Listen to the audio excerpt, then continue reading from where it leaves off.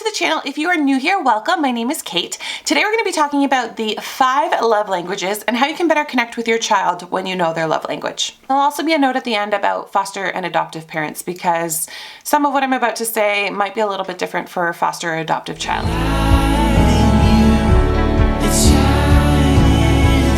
Better parent our kids? Well, knowing these 5 love languages really allows us to connect with them on their level. How do they feel love? What can you best do for them to feel connected to you? I mean, it's no mystery that we're all different. Your kids are different. I mean, I think I thought when I'd have my second daughter, it would just be another little mini, and it couldn't be farther from the truth. My kids are completely opposite. Lilia is pretty average height, delicate. She's got light brown hair and hazel eyes. She's more sensitive. She's a leader. She takes responsibility. She's like wise beyond her years. She always goes out of her way to be kind to others. She's got a small handful of friends, but really just one that she prefers to play with, like one good best friend. She's the girliest of girls. She loves to dress up, wear high heels. The girl cannot wait until I let her wear makeup. And then I had Marissa, who is very tall, like she's almost taller than Lilia, and they're 17 months apart. She's got white blonde hair, super fair skin, blue eyes. She just makes friends everywhere she goes. When I pick her up from school, everybody's like, bye Marissa, bye Marissa, bye Marissa. Everybody's her best friend. She's a little social butterfly. She's more rough and tumble. Like she prefers dressing in shorts and t-shirts. You know, she loves to wear athletic wear. She has this like little Puma, one of those like silky tracksuits. And I mean, goodness, if she could wear that thing every day, she would. But they are completely opposite, and their love languages are opposite as well. So if you don't know what I'm talking about when I'm saying love languages, I think more people know about it because the book's been around for a while. So Gary Chapman wrote this book. There's another author as well, but he wrote this book about the 5 love languages and how you can better be connected with anyone in any one relationship knowing their love language, whether that's a romantic relationship, your husband, your wife, whether that's in your friendships, whether that's with your parents, whether that's with your kids. And I think you can make small tweaks to make your connection so much better. You know, when you're really intentional about your parenting, that you can have that kind of connection with your kids. And I really crave that kind of connection with my girls. So I read this book and I wanted to kind of share with you some different things that I took from the book and what I do with my kids. So first you need to know your kids' love language, and there's like quizzes and different things you can do, but I think the most simple way is just to ask your kids, how do you know that mommy loves you? Or how do you know that daddy loves you? Or if you're watching a movie and it's like a family dynamic, how do you know that mommy loves those kids? Especially the younger your kids are, they're going to pick out how they feel loved, even if it's not in your relationships, but they're watching it on TV, they're gonna pick out how they would feel best loved, whether it's cooking for them or giving them lots of cuddles or whatnot. The 5 love languages are words of affirmation, physical touch, acts of service, quality time, and receiving gifts. So for Lilia, for example, how she feels loved is quality time and acts of service. Those are her 2 biggest love languages. So when I make sure that I make time to have one-on-one date nights with her, we go to the movies or we do whatever, we just go walking around the mall, we go to the local coffee shop and get a donut. Whenever I make quality intentional time with just me and her, I can see our bond grow and flourish. She's just more, you know, she wants to be around me more, she's more connected, she's more chatty with me when I make sure I make that time. Now don't get me wrong, Marissa loves that as well, but there's other ways that I connect with her better. The second love language Lily really has is acts of service. So when I go and I do her chores for her, you know, like we have expectations of our kids, but when I go and I do her chores for her, or I sit beside her and I do her chores with her, is even better. That's kind of getting her 2 love languages in one shot. But when I show up at her school with lunch for her, or when I actually volunteer with her, she's got a big heart and she's so kind. So I think that's why she likes acts of service so much, because she likes giving acts of service to others. How you receive is often how you like first give love as well. So, you know, doing things like volunteering with her at things at our church, or just making her favorite snack, like being of service to her.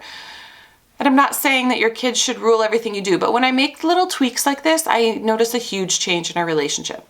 Marissa, on the other hand, she is totally a physical touch and words of affirmation kid. She wants to be, like, when she wakes up, she comes for a snuggle immediately. If I'm like, okay, it's time to go eat breakfast, she's like, a little more snuggles, mommy. She wants to be close to me. She always wants to be holding my hand, wants me to give her piggybacks. loves when I play with her hair, scratch her back. She just really enjoys physical touch as her love language. And my husband is the same way. He wants me to be near him all the time, and that is not my love language. My love language is acts of service, number one, and words of affirmation. So I'm a little bit of both of my kids, but I have to really be intentional with my marriage as well, because my husband's love language is physical touch. But that's for another video. We will continue talking about the kids. So Marissa's, like I said, physical touch and also words of affirmation. Now the words of affirmation could also be her age. She's 5 turning 6, but she just, she's always trying to impress me and show me something. So when I say like, great job, Marissa. Oh, that was so awesome. You're so smart. You did that so well. Like whenever I give her words of affirmation, you just see her beam. It just fills her right up. So obviously you can show love in all 5 of the different ways, but there's definitely going to be a tendency with your kids to how they feel and how they accept love in one way over another. So once you can figure that out, you're actually able to better connect with your kids.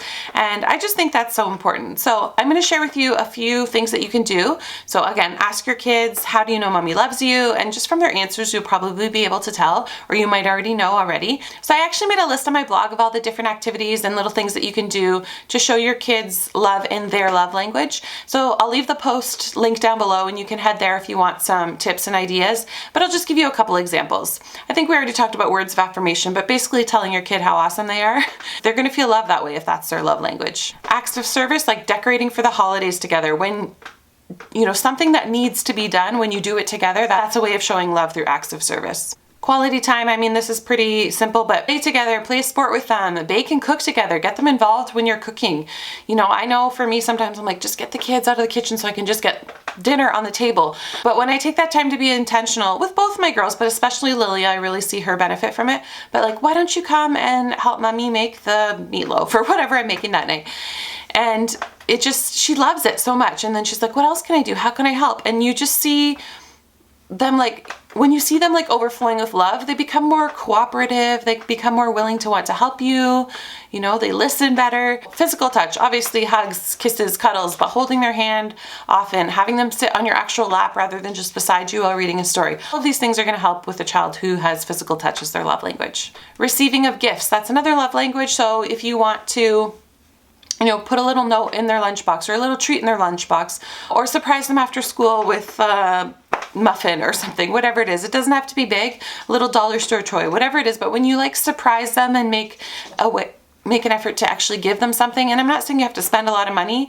My kids love when I make little handwritten notes and I fold them up cute little ways and I'll tuck them in little hiding spaces. So that's not either of my kids' major love language, but it's still a way to show love to them. And if your child's feels loved by receiving gifts. I had a friend that loved to receive gifts, and it's not how I feel loved at all. My husband buys me flowers. It's the thought, I think it's beautiful and it's great, but I could do without kind of thing. Where my friend, she didn't feel loved unless her husband brought her home flowers every week kind of thing.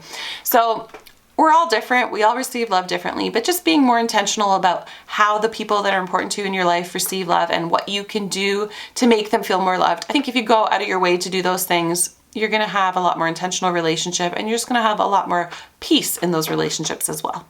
Now, because I know a lot of you are foster parents or adoptive parents that watch me here on the channel, I want to give a little side note to you about this. It may be a lot harder for you to figure out your child's love language because of the trauma and maybe the neglect, the things that they have experienced in their past. There may be attachment issues where physical touch actually needs to be minimized because the child hugs and kisses everybody that comes into their life because they don't have a strong and secure attachment to one caregiver. We need to give these children healthy boundaries. So maybe overly physical touch, a lot of hugs, constant with you or your husband, that is okay, but we have to be careful with siblings or other family members as well. Maybe sometimes gifts can be a trigger because neglectful parents maybe just try to appease their kids with gifts all the time to try and make up for the guilt they felt for leaving them alone or not feeding them or whatever way they neglected them. They might have used gifts to try to kind of appease that. So gifts might be a trigger for foster and adoptive kids. And often words of affirmation might mean nothing because they've had so many broken promises made to them and they just don't trust adults. So it's a little bit harder when you're dealing with a foster child or an adoptive child who's had significant trauma in their past to figure out what their love language is. And, in ways you are showing love, you might actually be making the situation worse. So just really trying to get to know the child. For for those of you who are in this situation, just really being present, being open, and listening to that child. The more you get to know each other, if it's a new relationship, a new foster child in your home, the more you get to know each other, the more you'll be able to build on those different love languages and knowing how they feel loved best. But often just like being there and being like a constant and a security person is enough for that child until they learn. Often with trauma, their brain gets stunted emotionally, so they don't know how to accept certain types of love. So just being a secure and constant in their life can go a really long way. Anyways, I hope you guys found this video helpful. If you did, I would love if you'd share it. Please subscribe if you're new here. I'd love to have you. Like this video, it really helps my channel to grow. I would appreciate that so much. And I will see you guys on the next one. Bye!